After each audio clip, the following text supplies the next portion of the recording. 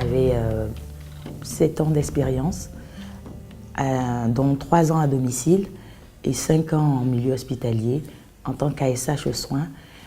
Et je voulais faire en fait la VAE. Et chez Pôle emploi, ils m'ont orientée vers Sephora.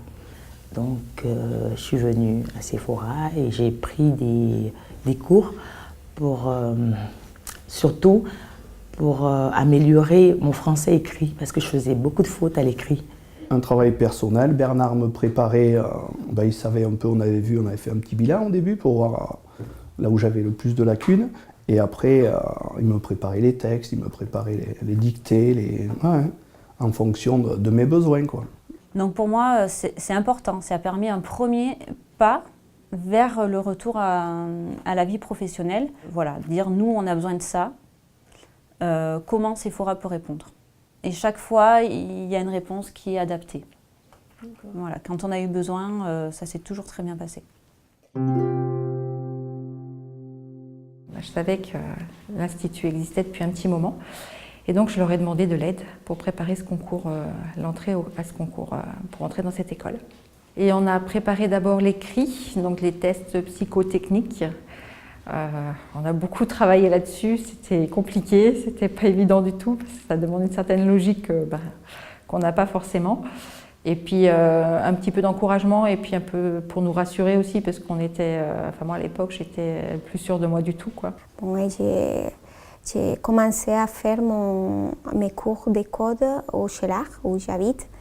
Et j'ai échoué mon code à peu près 7 fois, parce que la 8e fois, c'est la fois que j'ai eu mon permis, mon code.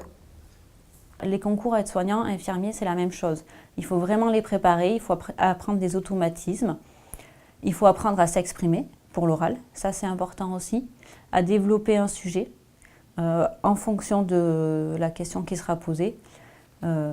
Et là, c'est vrai que Sephora, au niveau local, peut vraiment avoir un rôle à jouer.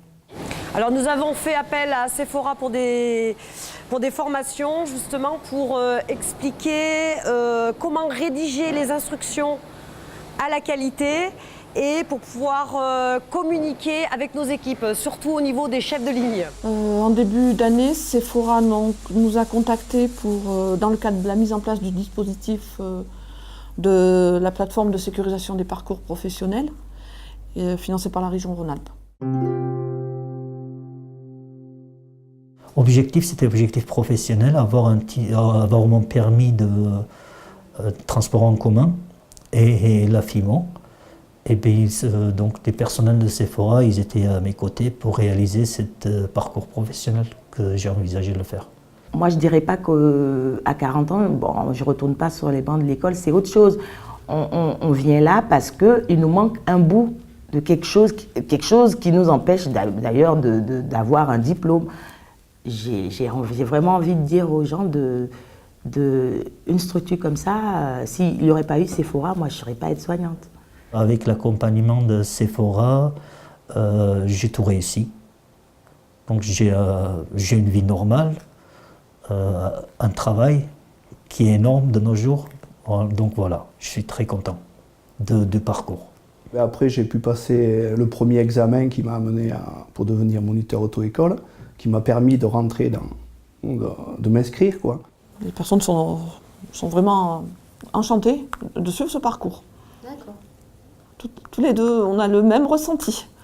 Ah oui, génial. On constate que lorsque l'organisme de formation est loin, c'est un frein. Et à avoir Sephora sur la Mastre, c'est vrai que ça facilite les choses, ça mobilise un peu plus les personnes. S'il n'y avait pas Sephora, qu'est-ce que feraient les personnes localement qui n'ont pas d'idée, ou les jeunes, on en a de plus en plus, qui se posent la question de leur orientation professionnelle? C'est bête, mais le fait de conduire, ça donne certaine indépendance. Alors, le fait de me déplacer, d'avoir autonomie à mes choses, bon, bien sûr, le travail, pouvoir travailler, c'est important aussi. Le terme proximité, c'est déjà l'essentiel. D'autant plus qu'on s'en aperçoit avec nos 2 collaborateurs qui suivent ce parcours. Il y a les échanges, la qualité des échanges. Et il y a le terrain, hein, le fait d'être sur le terrain, de ne pas avoir des kilomètres et des kilomètres à faire. Ces formations, pour nous, elles ont été très très utiles et que on évolue et on continue d'évoluer. Voilà. C'est un bon moment pour nous tous de se redire comment on vit ou comment on voit le sociétariat. Alors le sociétariat, pour moi, bien évidemment, c'est la possibilité de participer aux décisions de l'entreprise et de définir les stratégies de cette même entreprise. Chose qu'on n'a pas franchement l'occasion de faire dans une entreprise classique. Ici, on a la chance de se réunir de manière relativement régulière pour dire qu'est-ce qu'on fait aujourd'hui, qu'est-ce qu'on fait, quelles décisions on prend, vers quoi est-ce qu'on va. Je trouve que c'est très intéressant et valorisant pour un salarié d'avoir cette possibilité-là. Les inconvénients, c'est toujours ce côté équilibre entre l'humain et l'économique, d'essayer d'équilibrer au mieux pour faire en sorte qu'on puisse maintenir les emplois, qu'on puisse aussi aller dans le sens de rester sur la zone rurale, enfin donner encore une activité, c'est quand même la zone rurale qui a été notre terrain de création. Le moins, c'est l'histoire de la discussion, etc., où je dis qu'il y a un peu des frustrations sur le status quo, où on est quand même encadré par le droit du travail. Donc même si, même si on échange, on donne l'impression de beaucoup échanger, à un moment donné, tu as un cadre qui te rappelle à l'ordre. On peut ne pas être d'accord avec la majorité qui a pris la décision, et ça c'est effectivement parfois pas évident, parfois un peu délicat et difficile, mais c'est un exercice du collectif, quoi. C'est certainement un petit peu compliqué parce qu'il faut que chacun prenne ses repères et soit à l'aise par rapport à la vie à donner. D'autre part, je pense que c'est très enrichissant pour une entreprise et c'est même rassurant pour l'ensemble des salariés puisqu'il y a quand même une équipe qui dirige, donc il y a quand même, on n'est pas, je dirais, sous la décision d'une seule voire deux personnes. Ce qui est quand même important de toute façon et ce qu'il ne faut pas perdre de vue, c'est que tout opérateur, à quel niveau qu'il soit, est important, connaît son travail et il n'y a personne qui puisse mieux s'exprimer sur le travail que celui qui le fait. Le fait de pouvoir m'exprimer et d'être respectée dans la parole que je vais pouvoir avoir. Et puis la bienveillance en général avec laquelle elle est reçue.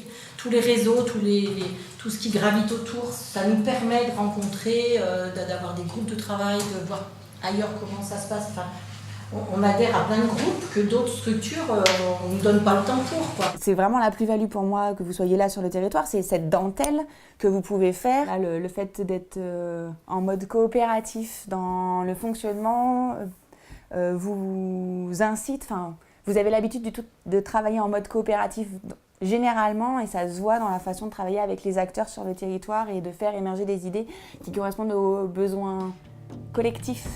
Moi, je voudrais participer à la transmission de l'outil de travail de Sephora auprès des nouveaux arrivants. Je ne sais pas comment ça s'est fait, mais je suis bien contente d'avoir tombé là.